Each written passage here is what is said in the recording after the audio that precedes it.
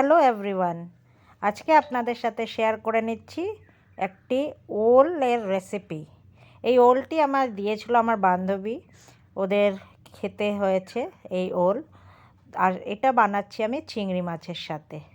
তো প্রথমে চিংড়ি মাছ পরিষ্কার করে আমি কিছুটা নিয়েছি, আর তার মধ্যে হলুদ আর নুন মাখিয়ে আমি প্রথমে রেখে দেব ম্যারিনেট করতে। এবার ওলও আমি ছোট ছোট কেটে নিয়েছি টুকরো করে। এবার আমি একটি কড়াইতে নিয়ে নিচ্ছি নারকেল তেল। এই রান্নাটি আমি নারকেল তেল দিয়ে করব, যাতে একটা নারকেলের গন্ধও আসে। এবার হালকা করে আমি এই চিংড়ি মাছটি এই নারকেল তেলে ভেজে উঠিয়ে নেব। বেশি ভাজতে হয় না চিংড়ি মাছ বেশি ভাজলে শক্ত হয়ে যায়, তাই হালকা ভেজে উঠিয়ে রাখবো।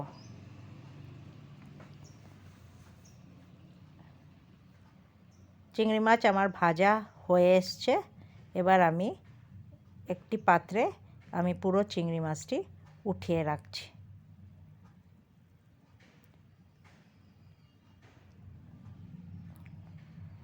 এবার এই সেম কড়াইতেই আমি ওলটা দিয়ে নেব। খুবই কম তেলে আমার রান্নাটা আমি করেছি, আপনাদের দেখিয়ে দেব। যে চিংড়ি মাছ ভাজার পরে যে তেলটি রয়ে গেছে তার মধ্যেই আমি ওলটা একটু ভেজে নিচ্ছি। হালকা এই তেলেই সামান্য ভেজে নিচ্ছি ওল একটু। এবার ওল ভাজার সময় তেল যেহেতু কমে এসেছিল, তাই জন্য আমি মাঝখানটা একটু ফাঁকা করে নিয়েছি, কিন্তু কোনো তেল আমি আর দেব না। যে তেল বেরিয়ে আসবে সেইখানে আমি একটু জিরে ফোড়নে দিয়ে দিয়েছি। কত কম তেলে রান্না করা যায় সেটা আপনাদের দেখিয়ে দেব, যেটা স্বাস্থ্যকর আর পুষ্টিকর হেলথের জন্য। তাই খুব যথাসামান্য তেল দিয়ে আমি রান্নাটা করছি। এবার জিরেটা ভাজা হয়ে গেলে আমি এর মধ্যে আদা আর কাঁচা লঙ্কা বাটা পেস্টটা আমি দিয়ে দেব ওলের মধ্যে, আর আবার একটু নাড়াবো।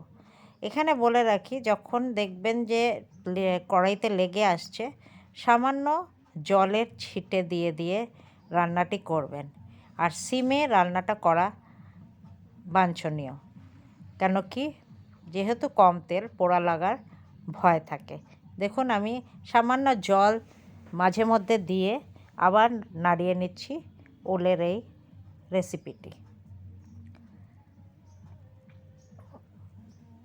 এবার আমি একটু ফ্যাটানো দই এই রেসিপিতে দিয়ে দেব।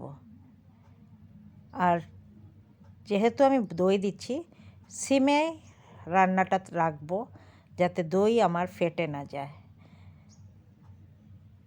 এবার ভালোভাবে এটা নাড়িয়ে চাড়িয়ে আমি গ্যাস ওভেন সিমে রেখে রেখেই কাজটি করব।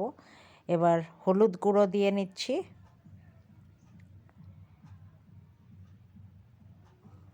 আর এর সাথে দিয়ে নিচ্ছি হচ্ছে সামান্য ধনে গুঁড়ো।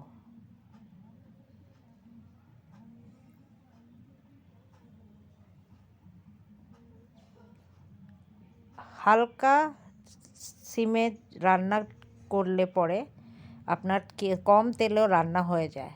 এবার আমি দিয়ে নিচ্ছি একটু জিরে গুঁড়ো। ভালো করে এবার এই মশলার সাথে আমি ওলটা নাড়িয়ে নেব, যাতে মশলাটা প্রত্যেকটি সবজির মধ্যে ভালোভাবে মিক্স হয়ে যায়। এবার আন্দাজ মতন আমি নুন দিয়ে নিচ্ছি, আর ভালোভাবে ওলটা আমি রান্না করছি। ওল কোনোভাবেই আপনার দরকার পড়ে না যে সেদ্ধ করে নিতে হবে।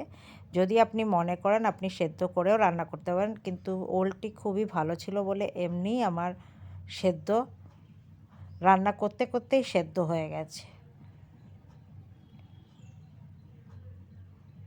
ভালোভাবে মশলা কষানো হয়ে গেলে আমি লঙ্কা দুটো কেটে দিয়ে দিচ্ছি। যেহেতু আমার আদার মধ্যেও লঙ্কা বাটা ছিল, তাই খালি দুটো লঙ্কা উপর থেকে আমি ছিঁড়ে এই ওলের তরকারিতে দিয়ে নিচ্ছি।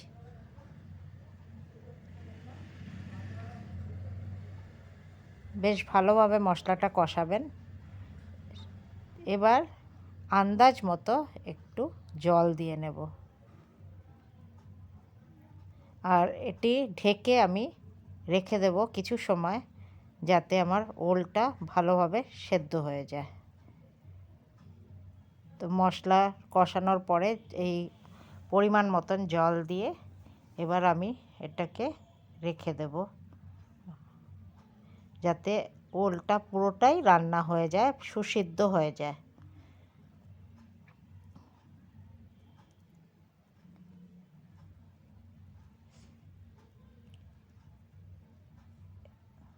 এইভাবে একবার ওলের তরকারি রান্না করে দেখুন যে কিরম লাগছে। এবার দেখুন ঢাকা দিয়ে রান্না করার পর যখন আমি দেখব যে আমার ওল সিদ্ধ হয়ে গেছে, আমি হাতা দিয়ে দেখতেই পারবো যে আমার ওল সেদ্ধ হয়ে গেছে। তখন আমার এই ভাজা চিংড়ি মাছটি আমি এই ওলের তরকারিতে দিয়ে ভালো করে মিক্স করে নেব। চিংড়ি ওলের এই তরকারিটি অপূর্ব সুস্বাদু লাগে। একবার যদি না বানিয়ে থাকেন, একবার বানিয়ে দেখবেন।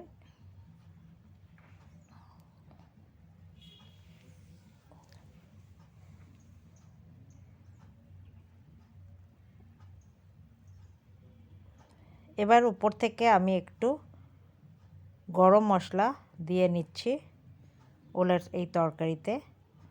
বাড়িতে বানানোই গরম মশলা থাকে, সেটা দিয়ে নিচ্ছি।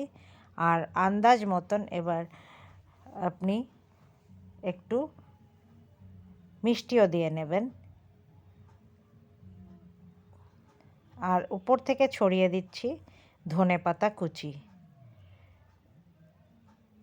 এইভাবে আমার ওলের তরকারিটি তৈরি হয়ে গেছে। গার্নিশিংয়ের জন্য ধনেপাতাটা দেওয়া হচ্ছে, একটা সুন্দর সুগন্ধও আসে ধনেপাতা দিলে পরে লাস্টে। তো একটু মাখা মাখা গা মাখা হয়ে গেলে পরে আমি এই ওলের তরকারিটি নামিয়ে দেবো। এইভাবে তৈরি হয়ে গেছে আমার এই ওলের তরকারি। So thank you guys. আর যদি এটা ভালো লেগে থাকে নিশ্চয়ই একটা লাইক আর শেয়ার পাঠাবেন। তো আশা করছি আপনাদের এটা ভালো লেগে থাকবে। So bye bye and stay tuned.